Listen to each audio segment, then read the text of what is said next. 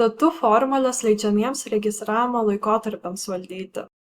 Tai yra nauja funkcija leidžianti nurodyti per formules, kada galima registruoti dokumentus, tad vietoj to, kad kiekvieną kartą atnaujinti rankiniu būdu, mes tai galime automatizuoti.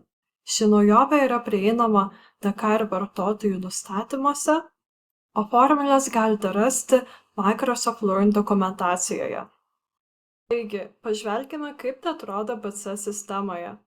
Turime scenarijų, kai norima vienam vartotojui nustatyti, kad galėtų įregistruoti dokumentus tik dabartinėme mėnesyje. Dabar matoma, kad gali registruoti dokumentus tik birželio mėnesį, bet norima, kad jau pasikeistų ir Liepos mėnesį. Tai padaryti galima nurodžius formules. Tad nurodžius formules BC sistema automatiškai paskaičiuos kitą dabartinį mėnesį ir mums nebereikia įvesti rankiniu būdu.